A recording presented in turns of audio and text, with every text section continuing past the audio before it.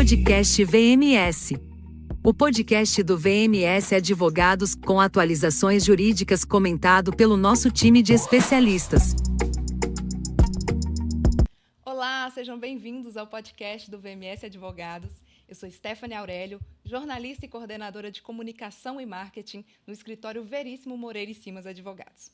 Hoje o nosso bate-papo é sobre sucessão em empresas familiares. Como planejar a transição da empresa de forma segura, preservando o patrimônio e a sucessão dos negócios. Para falar sobre esse tema, eu tenho o prazer de receber aqui nosso convidado, que é o consultor em engenharia de decisão, estratégia, gestão e governança da Ground Zero, Marcos Brandão, e o M do VMS, Dr. Ricardo Moreira. Bem-vindos. Muito obrigado, Steph. Obrigado. Nosso bate-papo hoje, Ricardo, Marcos, é muito baseado em dados. Nós vamos falar aqui sobre sucessão de empresas familiares, né, em Sim. específico. Então, eu trouxe alguns dados aqui que vão embasar bastante a nossa conversa. Se me permitem, eu vou lê-los. Cerca de 90% das empresas no Brasil são familiares. Esse é um dado da fonte do IBGE e do Sebrae, uma pesquisa de 2024. Apenas 30% dessas empresas elas chegam à segunda geração. Dados também do IBGE e da PwC e do Banco Mundial. A estimativa para empresas que chegam à terceira geração é de 5% a 7%. Essas estimativas elas variam um pouco, né, considerando qual que é o estudo, ou se é uma pesquisa acadêmica, IBGE e Sebrae, mas elas convergem nesses números baixos, de 5% a 7%. Além desses dados, nós temos aqui também que 75% dessas empresas fecham após a sucessão para os herdeiros. Então, é um ponto crítico aqui, né? Justamente a sucessão. Exatamente. Você tem aqui 90% das empresas brasileiras, né, sendo empresas familiares, aí você já quebra aí, 30% chegam à segunda geração e aí 5% a 7% chegaram na terceira. É preocupante esses números, né? Vocês entendem que com esses números alarmantes, as empresas brasileiras ainda tratam o planejamento sucessório como algo que pode ser deixado para depois? Isso está certo, isso? Esses números são verdadeiros, né, Stephanie? E eles variam conforme a empresa que faz a pesquisa, mas eles dão um sinal muito claro de que nós temos um problema, né, econômico aí, que precisa ser sanado, né? E as empresas brasileiras, eu vejo que as empresas familiares elas costumam postergar este tema, né, como se ele não fosse um tema estratégico. E o que a gente vem conscientizando, né, Marcos, os nossos clientes, os nossos parceiros, é que é um tema da agenda estratégica da empresa pensar o seu futuro. Stephanie, eu acho que o tema planejamento sucessório, ele a princípio, Ricardo, acho que o empresário brasileiro, ele acaba pensando a sucessão de uma forma que, como se fosse um projeto específico. Uhum. Olha, tenho que fazer a sucessão, por exemplo. Mas o que nós temos visto, né, no dia a dia das empresas é que, na verdade, esse é um processo que eu costumo dizer que ele passa por 3 camadas, por 3 momentos de decisão. O primeiro momento, Ricardo, a gente percebe que o executivo ele não entende, por exemplo, com clareza 3 territórios que devem andar juntos, Certo. que é estratégia, gestão e governança. Então, é a base para que ele compreenda o negócio. Uhum. Depois, existe uma segunda camada que nós chamamos de ambiente político. Ou seja, não é possível eu transitar no ambiente político se eu não conhecer o negócio. Ou seja, o ambiente político já é complexo por natureza. Agora, imagina sem conhecer a operação, sem conhecer político o negócio. interno da empresa que nós estamos falando, né? Justamente. Uhum. E o terceiro tema é que é o momento da decisão, é o momento, né, de escolher qual modelo para fazer a sucessão. E esse modelo ele passa por profissionalizar, por exemplo, trazendo um profissional do mercado, ou profissionalizar através da sucessão de um herdeiro. Certo. Então, essas 3 camadas, se não tiver uma compreensão muito clara, é quase impossível falar de sucessão. Concordo com você, exatamente. Entendeu? Então, vai por aí a complexidade do tema, né? E existe muita diferença entre você herdar um patrimônio, ter a posse dele, né, e a capacidade de gerir, de fato, né, a governança em si desse negócio, desse patrimônio. Vocês entendem que esse atestado de óbito, ele é mais pela falta de ferramenta jurídica ou pela ausência de governança para proteger, né, e preparar as pessoas para sucessão? As ferramentas jurídicas, elas existem, elas estão aí, né, estão disponíveis a todos. Eu acredito, sim, que é uma falta de planejamento e de gestão e de dar a importância do tema que ele merece, né? E é por isso que o VMS trouxe, né, essa parceria com a Ground Zero, que a gente percebeu em nossos trabalhos, assim, que hoje a nossa função é criar regras, é documentar, criar documentos ali que vão estipular regras. Agora, às vezes essas regras não saem no papel. O que a gente quer perceber é a efetiva mudança no comportamento da empresa, né? É ali que a gente vai gerar um grande valor para os nossos clientes. É no momento em que a sucessão ela aconteça de fato, né, na vida da empresa e não só no papel, não só nos documentos.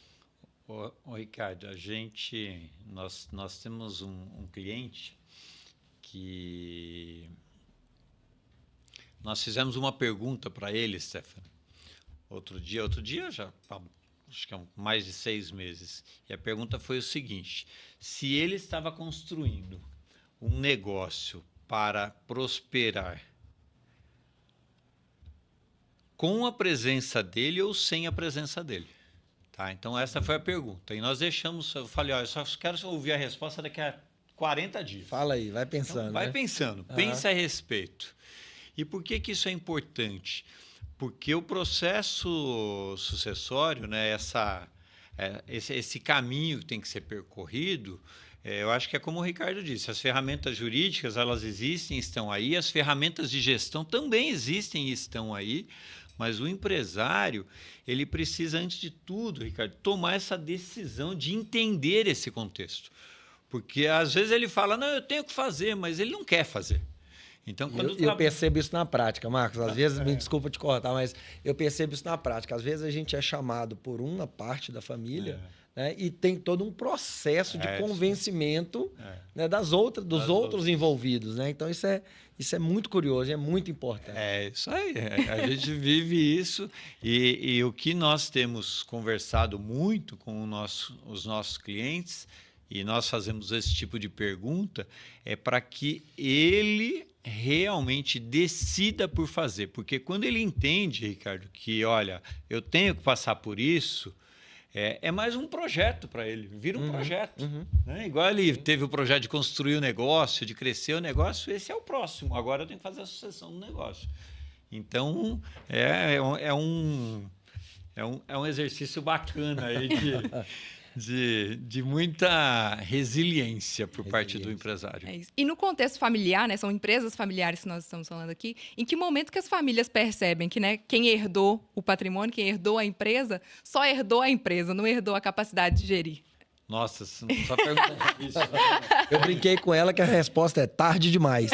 Se a pessoa descobriu, né, depois que já está na cadeira, que não tem habilidade para aquilo, normalmente não é ela que descobre. É a família, né? A família que descobre que aquela pessoa não era indicada, eu brinco que é tarde demais. Tarde demais. Já aconteceu algo errado, né, mano? É isso.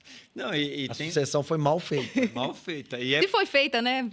Planejada. O Ricardo, eu costumo dizer que a identificação que foi equivocado a decisão existem 2 momentos, 2 sinais para nós sabermos isso.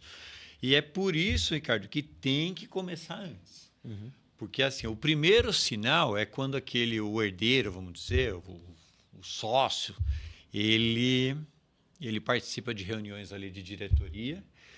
E você começa a perceber que questões, por exemplo, sobre os vetores de criação de valor do negócio, ele não participa, né? Ele é superficial. Nós falamos, ele não entende o negócio, não quer entender, falta profundidade. Mas digamos que mesmo assim a gente insista, né? O patriarca, ele fala, não, vamos. Ele consegue. Ele consegue, Dá uma vamos chance. insistir. E aí existe um segundo momento, que são os momentos de crise. Quando chega um momento de crise, este profissional, geralmente, ele tem muita dificuldade de não tomar uma decisão. Ou seja, ele não consegue tomar uma decisão. Ele não consegue porque ele tem receio de quem está na gestão da empresa naquele momento, o que vão pensar de mim, então ele não consegue ter esse tipo de disposição. Então, assim, se você fizer o processo com o tempo adequado, você tem como construir isso. Você tem né? como construir e dar a oportunidade até de dar um feedback. Olha, Stefan, nós tentamos, mas não é você. Então vem para cá, vem me ajudar a identificar quem será esse sucessor. Sim. E você vem para o lado de cá me ajudar. Então é um processo bacana esse. Eu falo muito para os clientes que existe a cadeira de conselheiro, existe a função de acionista e existe a função de gestor, né? Você não precisa necessariamente ter o talento. Às vezes você gosta de medicina, você é médico, mas você está herdando uma empresa de engenharia. O que você vai fazer lá? Né? Eu acho que aí entra a governança e os documentos jurídicos e o trabalho de consultoria, de gestão, para que você tenha as pessoas sentadas nas cadeiras corretas e recebendo justamente por aquela posição que ela ocupa. Né? É garantir que a empresa é para as próximas gerações da família, né? E não morra ali naqueles 3 a 7% que ficam ali pela terceira geração. Exatamente. E morrem. Ô Marcos, você tem uma experiência em grandes empresas, né, em grandes grupos empresariais que não são familiares. O que você acredita que se aplica a essa realidade das empresas empresárias, da sua experiência com essas empresas? Ô Stefan, é assim, ó, eu acho que a estrutura organizacional de uma organização, ela é a consequência natural das decisões daquela empresa, daquela organização. Sim. O que significa isso? Né? Traduzindo isso, significa o seguinte, que esse tipo de empresa, eles têm um cuidado, Ricardo, desde o início, que é compor uma estrutura organizacional ou fóruns de gestão, como um conselho consultivo, um conselho de administração, que tem a responsabilidade de cuidar do negócio. E esse processo ele é muito pragmático, porque não importa qual seja o fórum, ele tem a responsabilidade por entregar resultados. Tá? Enquanto que muitas vezes nas empresas familiares que nós trabalhamos hoje, esta relação do pragmatismo ela é um pouco mais complexa, ela é um pouco mais difícil por conta das relações familiares. Eu não quero colocar em discussão algo que vai afetar minha família, a minha relação lá no domingo. O almoço de família. Então, assim, respondendo de forma mais direta, o pragmatismo, Ricardo, da estruturação, da escolha das pessoas, começa aí. Se você fizer isso bem feito, 90% do trabalho está feito. Entendeu? Tem aquele fator também, né? Que a empresa que a gente chama hoje de não familiar, que são os grandes grupos, né? Elas só chegaram naquele tamanho e às vezes ela tem uma família lá atrás. Todas as grandes empresas, você pensa na Fiat, né? A Fiat lá na Itália é uma família, né? Grandes grupos, elas só estão do tamanho que estão por questões de governança, de boa governança. Ricardo, eu tive uma experiência em outro país, inclusive, que aconteceu justamente isso. Era uma empresa, era um sócio minoritário, certo? Tá? A empresa que eu trabalhava que comprou uma operação. Era uma empresa familiar, um negócio familiar, foi comprado. E quando eu cheguei neste país, ele me chama para jantar, ele fala assim, Marcos, é muita burocracia isso tudo. Né? Assim, eu não entendo, eu estou aqui há 30 anos... E sempre deu certo, E sempre deu certo. Eu expliquei para ele justamente isso. A empresa que eu trabalho, que hoje fatura mais de 10 bilhões de reais, há 20 anos também era uma empresa familiar e tomou a decisão de profissionalizar, de ter um conselho, e hoje é o que é. Sim, por isso. Claro, exatamente. Né? Então é isso mesmo. É aí que está a perenidade. Aí que está a perenidade. Então é isso. Eu também escutei de um numa palestra também de um grande caso muito expressivo aqui no Brasil, né? De um familiar que foi preparado para ser o gestor. E ele fala assim, essa dicotomia empresa familiar e profissional. Eu falei, pô, peraí, essa empresa aqui é familiar, mas ela é profissional. Tem 20 anos que nós estamos aqui preparando. Então, a questão está na profissionalização, seja familiar ou não. Até para decidir que é o familiar que vai ocupar aquela cadeira. Né? Tem que ser profissionalizado. Sempre. Eu quero trazer agora para a nossa conversa um ponto que ele é decisório, decisivo nesse momento de quem está pensando na sua sucessão, planejamento aí da empresa. Que é a LC, né, a Lei Complementar 227 de 2026, que foi sancionada em 13 de janeiro deste ano, 2026, que ela muda o jogo agora, né, Ricardo? Certo.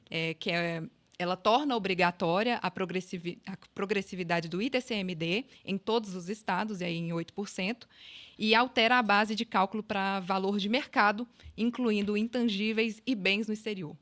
Então, de fato, mudou o jogo com essa questão. Porque patrimônio, né, a questão dos tributos. Com essa nova regra, Ricardo, do ITCMD, a tributação pelo valor de mercado, o que muda de fato no custo de passar a empresa para os filhos a partir de 2027? Olha, é inegável que há um aumento, né, de todos os tributos inerentes à sucessão. O ITCD, e alguns estados a gente chama de ITCMD, mas eles são a mesma coisa, é o imposto sobre heranças e doações. Ele será aumentado, ainda não temos uma definição, por exemplo, em Minas Gerais, existem vários projetos de lei que estão vindo para regulamentar essa lei, que vão passar a vigorar em 2027, mas é inegável que haverá se você pensar de 5 para 8, você tem aí pelo menos uns 30% de aumento. Sem considerar também isso que você falou das mudanças da própria base de cálculo. Então, hoje a gente tem as empresas sendo transferidas. Se eu fizer a doação de uma empresa, eu faço pelo patrimônio líquido, que é uma continha, que é um número contábil que está lá no balanço. Agora, a legislação manda que eu calcule também o intangível, que é o valuation da empresa, que é algo muito mais subjetivo, muito mais complexo de ser feito, né? A grande pergunta do mercado é quanto vale uma empresa? Isso tem 1000 nuances. Ela pode valer muito para mim, que sou um concorrente que quero comprá-la, por exemplo, mas para uma outra empresa não tem valor nenhum. Então, assim, é muito preocupante o fato de que você coloca na mão de quem vai te cobrar o imposto também o direito de dizer quanto que vale a sua empresa. Isso é muito preocupante. Então, por isso que, na nossa visão, e a gente trabalha com planejamento sucessório tem mais de 20 anos, né? Mas a grande janela de oportunidade é até o final do ano de 26, para que a gente possa, ao menos, startar um processo que seja minimamente estruturado de sucessão. Para as empresas, né, familiares que estão dormindo para esse assunto, ainda no final do ano, se a pessoa ainda não deixa isso para depois, ainda é 2026, dezembro ainda é 2026. O que acontece? Ela consegue ainda... Não, né? Dezembro não. Dezembro Me não. ajuda, senão a gente tem que ter Natal também, né? Mas não, dezembro não. Mas eu tenho pena do empresário brasileiro, que é um herói, né? Porque a gente está tratando de reformas de todos os níveis, né? Essa é uma, né? Reforma sobre o imposto de herança é uma coisa. Nós estamos falando agora do grande assunto de 2026, do segundo semestre, que é a implementação da reforma tributária do consumo, né? O IBS, CBS, que vai tomar muito tempo também. Mas então tem uma série de agendas tributárias aí e societárias que devem ser... está na pauta, né, dos conselhos e dos empresários, e certamente a questão sucessória é uma delas que tem que caminhar em paralelo. E precisa ser pensada essas questões das mudanças, né, com a reforma tributária. E aí volta, Marcos, no que você falou, que é a questão da governança, da profissionalização daquela transferência, né, de patrimônio da empresa. Se os herdeiros e ali a família não está preocupada com o todo, ela não vai se atentar a isso e vai deixar lá para dezembro, Ricardo, ou janeiro de 2027. Para você ter uma ideia, Ricardo, nos últimos 7, 8, planejamento estratégico que nós fizemos, Uhum. tem 2 temas que eles são assim pilares da estratégia, que a gente às vezes o executivo ele fala, Marcos, mas a gente já está conduzindo aqui e tal, e eu falo, não, tem que estar na estratégia, porque Perfeito. nós precisamos olhar para ele de uma forma diferente. É o assunto da IA, Uhum. né, porque a IA é um tema que todo mundo agora utiliza, mas não tem valor algum se não for utilizado da forma correta, com um propósito mais estratégico. Sim. Esse é um tema. E o segundo é a reforma tributária. Perfeito. Né? Então, nós estamos recomendando, né, no planejamento estratégico que nós desenhamos, sempre ter um braço ali exclusivo para isso, para estar na agenda. Porque o que nós percebemos? Ainda é um assunto que o CEO delega para o CFO, para o contador, e ele fala assim, não, estão cuidando disso lá. Certo. Mas ele não sabe o que está acontecendo. Não sabe, né? Né? Então, Que envolve o patrimônio pessoal dele. pessoal dele. Aham. Então, ele delega, então nós temos feito questão de levar esses assuntos para a estratégia. Porque Perfeito. quando está na estratégia, Stephanie, nós sabemos que vai estar na agenda mensal do presidente da companhia. E vai ser prioridade, né? E vai ser prioridade. Se não, realmente não tem como. É justamente isso, é profissionalizar, fica bem claro isso. E justamente pensando no contexto, né, do nosso tópico, que é empresas familiares. Às vezes, tópicos sensíveis, coisas importantes, decisões importantes da empresa estão sendo tomadas ali num café da tarde ali da família, né, o café da manhã, enfim. E existem instrumentos para muitas decisões importantes, como acordo de cortiça, acordo de sócios e até protocolo familiar. Marcos, como você entende, né, ou como explicar para o fundador ou para a pessoa que vai passar seu patrimônio para os filhos, ou, enfim, seus herdeiros, que profissionalizar a gestão não é afastar a família, porque pode gerar brigas por decisões X ou Y, mas não é sobre, né, afastar a família, mas sim garantir que essa família vai ter um patrimônio perene, que o negócio vai continuar, inclusive como você trouxe, para depois dessa pessoa, né? Stephanie, a nossa metodologia, ela começa com um diagnóstico, Ricardo. E qual que é o objetivo desse diagnóstico? É entender a maturidade decisória dessa empresa, ou seja, como que esta empresa toma suas decisões. E por que isso é importante?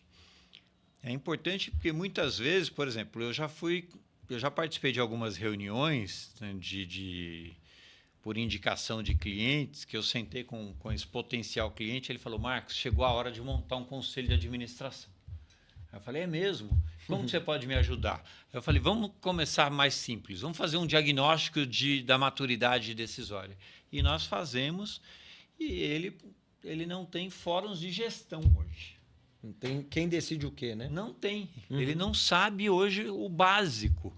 Então, o que nós temos visto, Stephanie, respondendo sua pergunta, é que essa estruturação da governança, existem momentos e para que você seja bem-sucedido, ela tem que estar alinhada à sua maturidade, porque a maturidade é a sua capacidade de executar efetivamente.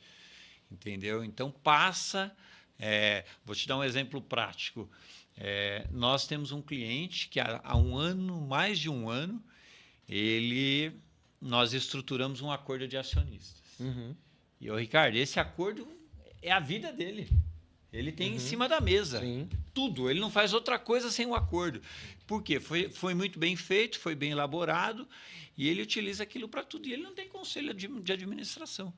Mas ele deu um passo importante que foi falar, olha, quais são as regras? Como que a gente se relaciona aqui nós três? Excelente. Entendeu? Então, é um super exemplo de que você vê. Isso é governança em alto nível. Então, ter a capacidade de identificar o seu momento e escolher a ferramenta adequada de governança para o seu momento, para mim, é o coração de tudo, entendeu? Eu vejo isso, Marcos. Fomos muito felizes em estabelecer essa parceria, né, entre a VMS e a Ground Zero, exatamente por isso, né? O jurídico vai ali trazer regras, vai criar regras. E é claro que com a nossa experiência a gente sabe também dizer assim, isso aqui vai por esse caminho, não vai pelo outro, mas esse lado da gestão, né, da maturidade da empresa é muito importante para você traduzir isso num documento efetivo. Né? A gente já enfrentou trabalhos em que o acordo de acionista empaca. Ele se encerra ali porque exatamente as partes não conseguem. Não é nem de briga, não, de maldade, não. Eles não conseguem decidir. Não conseguem decidir. Então, é algo muito interessante. Ô, Stefano, só um ponto. E esta avaliação é muito legal, porque pensa o seguinte, ó, nós estamos falando no campo do negócio, Sim. Né? Mas nós temos o campo do patrimônio, temos o campo do legado, né, da família. Então, o que nós temos percebido? Que se você conduzir bem o campo do negócio, Ricardo, a gente cria as oportunidades para discutir o patrimônio e a família. Entendeu? Porque ele sai daqui meio que assim, mas não, é mais fácil. Então, esta conversa do negócio é a base de tudo, porque geralmente a gente fala assim, não, eles não se entendem lá na família, né? Mas a família é porque eles estão brigando aqui no negócio. Né? Então, se nós fizermos o trabalho bem feito aqui, você estreita as relações para poder dar os próximos passos, como questões patrimoniais ou questões mesmo sobre o legado, né, que é a perpetuidade do negócio. É o famoso organizar a casinha. É mais fácil assim.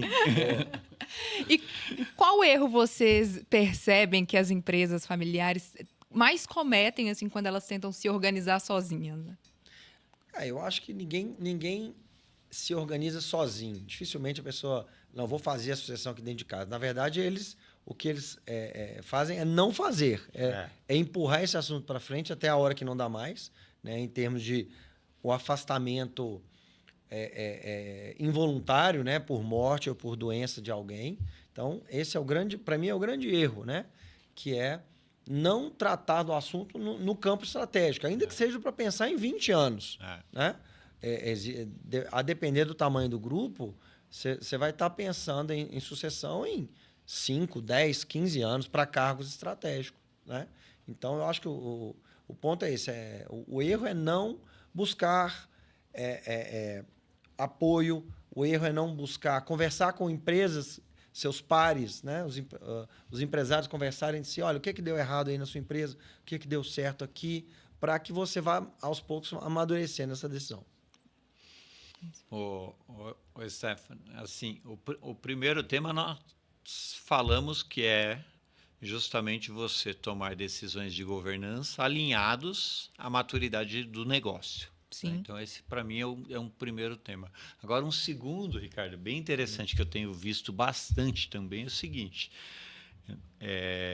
São empresários que, muitas vezes, ele quer compor um conselho para ter consenso. Entendeu? Entendi. Então, ele não quer compor o conselho porque é necessário para gerir o negócio. Entendi. Ele quer ter aplauso ali. Ele quer olha, não, eu tenho consenso, então agora vamos fazer. Então, Entendi. Geralmente, o que acontece? O conselho são todos amigos.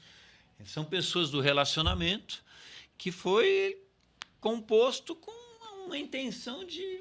Escolhidas a dedo. Gerar um conforto ali, né? Gerar um conforto, entendeu? E isso é muito sério, porque você tem um conselho, entre aspas, que valida uma decisão equivocada. E só que você tem respaldo agora, né? Sim. Então agora virou verdade. São então, dois errados, né? São dois errados. Então isso é muito sério e tem que ter muita maturidade para tomar essa decisão para não ir nesse caminho, entendeu? Interessante. Tá? Vamos imaginar aqui um cenário. No cenário ideal, na verdade, as empresas, né, os empresários, eles já têm seus conselhos, já têm suas holdings bem estabelecidas, já tem todo o planejamento sucessório aí, todo bem desenhado, inclusive entendendo o calendário aí da reforma tributária, então ele está todo em dia. Cenário ideal. Esse é o paradisíaco. Isso não existe. É o cenário idílico. Esse não existe. Próximo cenário. O próximo cenário.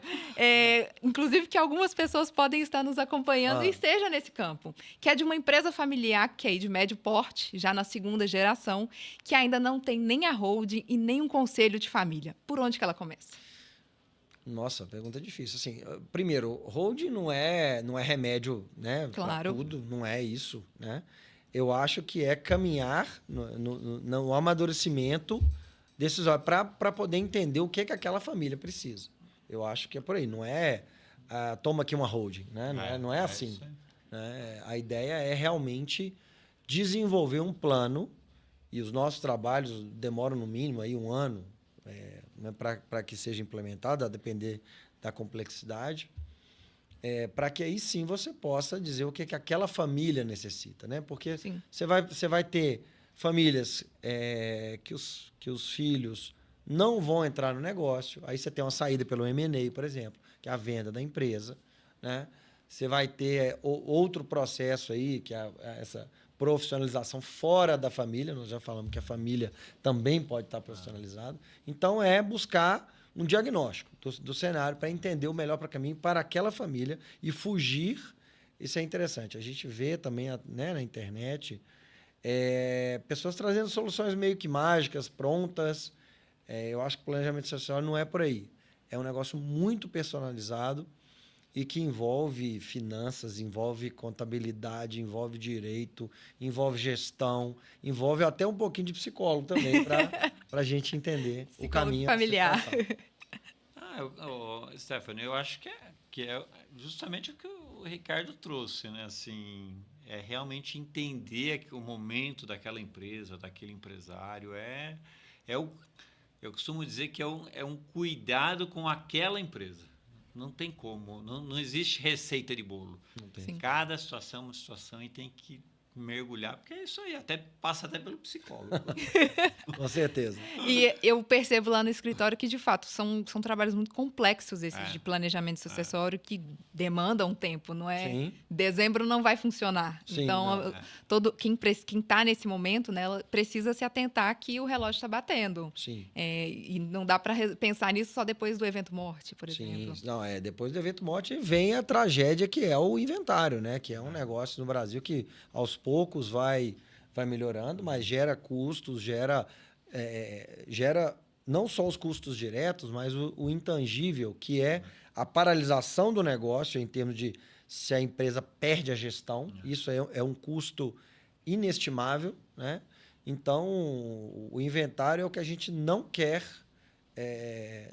enfrentar, né? A gente enfrenta, claro, mas o ideal é ter um cenário já bem organizado antes. E até nesse exemplo, né, que eu dei aqui, se pensar que essa empresa de médio porte, né, na segunda geração, ela está nesse momento justamente porque chegou aqui pós-evento morte. Então, não tem nada. Ela não tem nenhuma governança, ela não tem... eu mencionei hold, mas ela não tem absolutamente nada. Não tem esse conselho decisório que você mencionou também, né, Marcos? Aí não dá. Se acontecer um negócio desse, o melhor cenário é que os sócios não estejam, os herdeiros não estejam brigando. Se eles estiverem brigando, a chance dessa empresa quebrar, ela vai entrar para a estatística, ela é muito grande. Se eles não estiverem brigando, aí sim o ideal é buscar apoio, né, para melhorar a gestão quanto antes. Já vivemos situações parecidas com essa e a literatura tá cheia de casos, não tão recheada, mas de exemplos de pessoas que caíram de paraquedas numa empresa e conseguiram, né, transformar aquela empresa. Mas é algo mais raro. De fato, então, se vocês não querem entrar nessa estatística, vamos aí se atentar para a profissionalização, para uma gestão de decisão, para, enfim, o conselho da família, se atentar para o planejamento sucessório mesmo do negócio, do patrimônio, se profissionalizar, entender isso de uma forma profissionalizada mesmo. Então, para a gente concluir aqui, encaminhar para as nossas considerações finais, se vocês puderem deixar um conselho para a família empresária que está adiando o tema, né? Qual seriam esses conselhos? Eu acho que eu até falei assim, é buscar a opinião de quem já passou por isso. Não precisa ser com o advogado, não, que vai estar ali, né, vendendo o peixe dele, vamos dizer assim. Procure outros empresários do setor, né, experiências bem-sucedidas, mal-sucedidas, que estão ali, fóruns, né, de empresariais em que as pessoas discutem isso, né, para que você possa amadurecer esse processo decisório e buscar, sim, aí depois disso, já amadurecido, buscar apoio, né, das empresas que têm condição de fazer isso, né? O planejamento sucessório ele não vai morrer em dezembro de 26. É claro que janeiro de 27 para frente existe, né? Vai continuar existindo, né? Mas é outro cenário. Mas é outro cenário e os desafios são outros. Mas nós estamos aí, está no nosso DNA realmente superar desafios, né? Vamos resolver problemas. Atrás de resolver problemas, né? Ô, Stefano, eu acho que o ambiente de negócio, cara, no Brasil é muito hostil, né? Sim. Você vê, sim. Acabou de dar um exemplo que dezembro é um mundo, janeiro exatamente. mudou tudo. Então, o empresário brasileiro, eu falo que é um super-herói. Ele não é um herói, ele é um super-herói. Porque assim, tem que ter muito desprendimento. Agora, por outro lado, o que eu tenho visto é que o empresário, quando ele decide fazer algo, ele faz.